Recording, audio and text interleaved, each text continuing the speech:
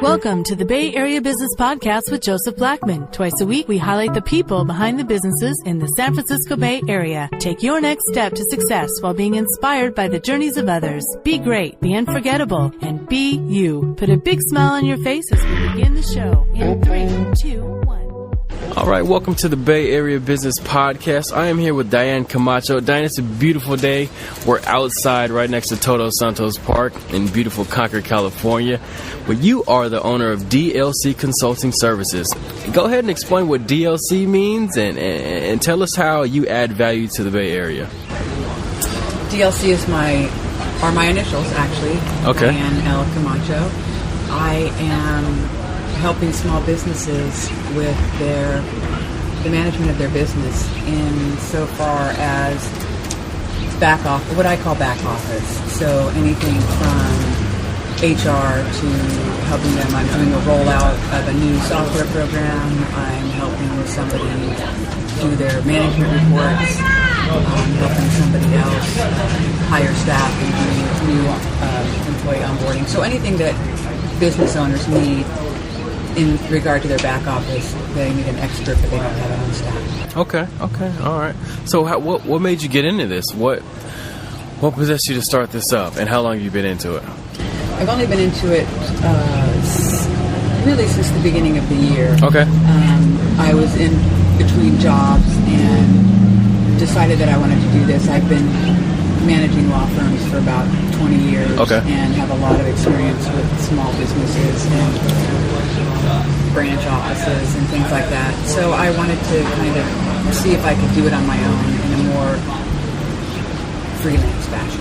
Okay. Nice. So you having a good time with it? I am. Yeah. It's been interesting. It's interesting how much knowledge we carry around with us that we don't realize we can take advantage of. You say interesting.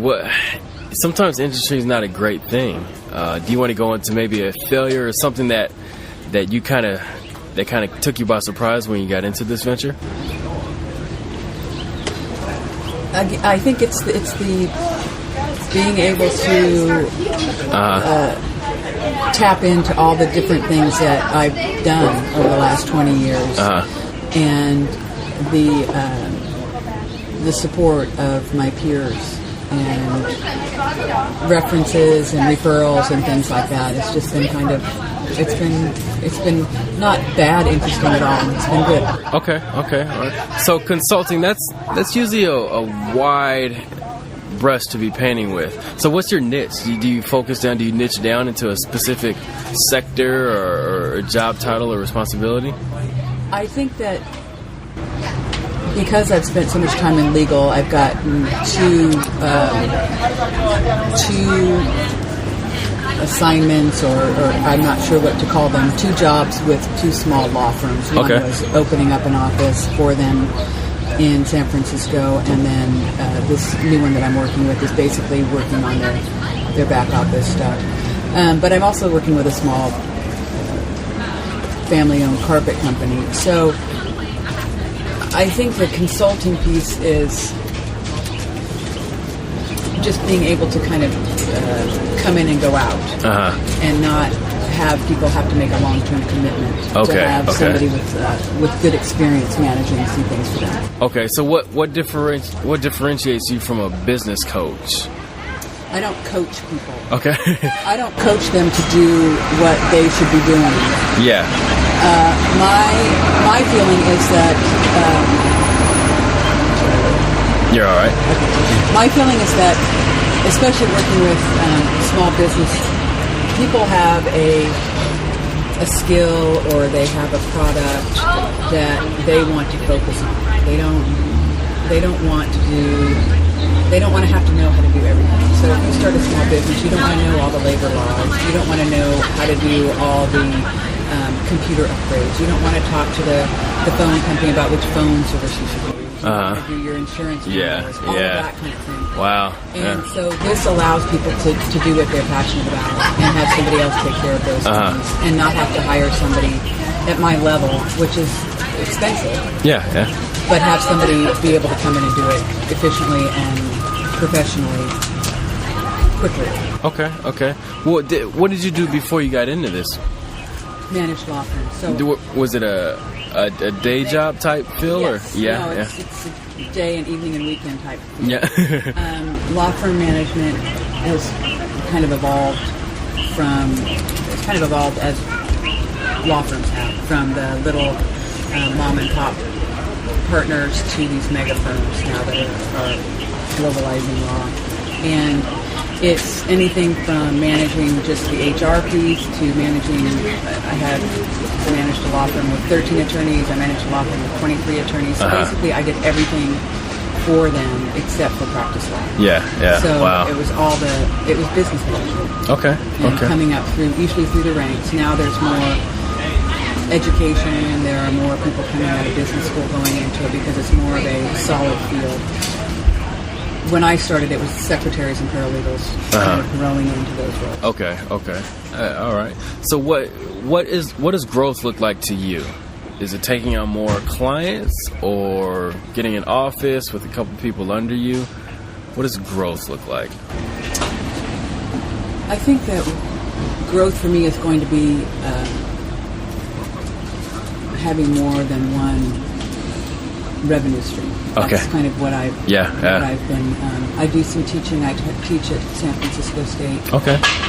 In the paralegal program, and a legal management class or a legal admin class. So I am doing that this summer again. It's just an 8-hour course, and kind of going into that a little bit more. Hopefully, getting into some kind of relationship with the software companies that need to promote their product in the Bay Area to law firms. I'm working with one program, Net Documents, that does document management for law firms in the cloud. So having relationships like that and kind of building on my relationships that I've developed, going into maybe some leadership development, but not on a one-to-one, more in a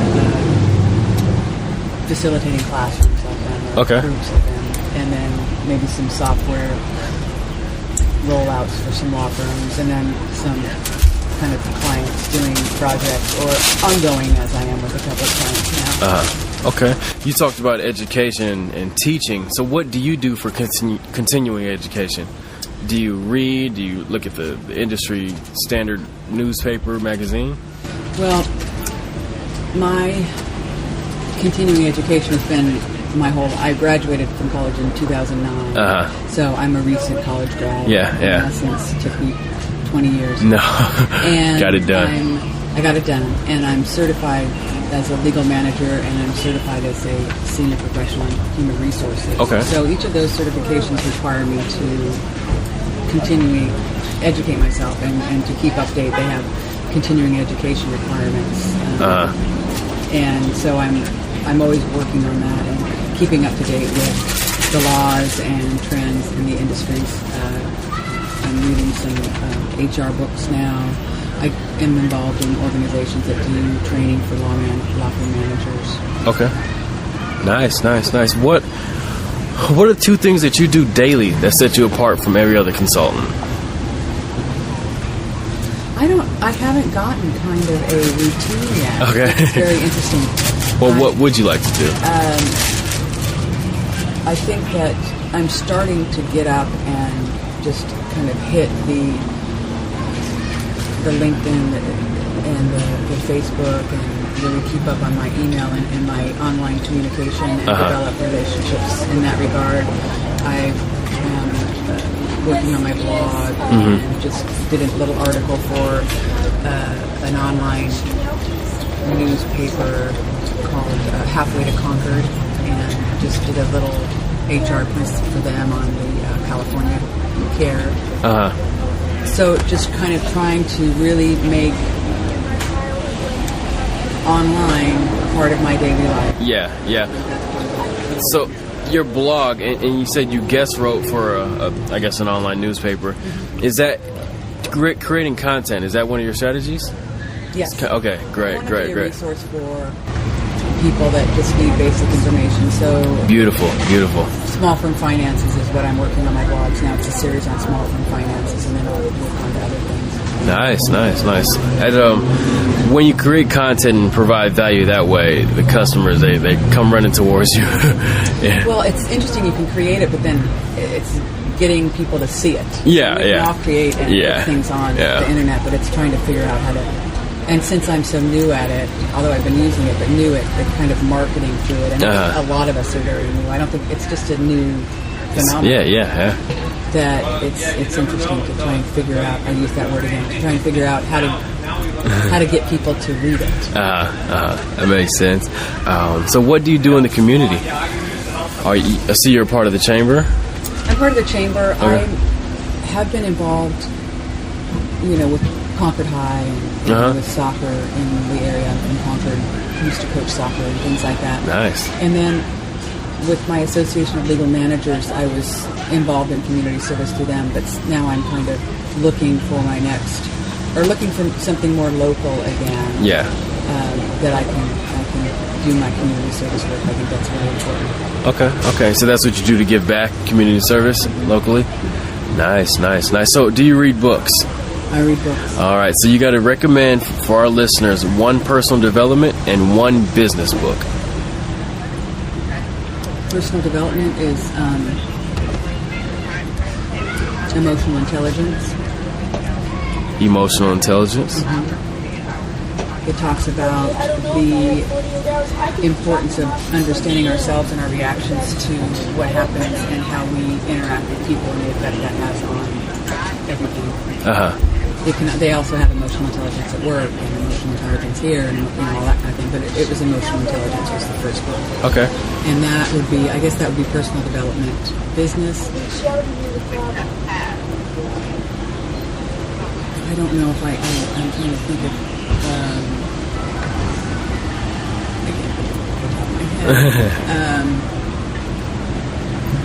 There's a lot of books on managing service organizations, and I can't think of the name of the one that I read, but it's managing small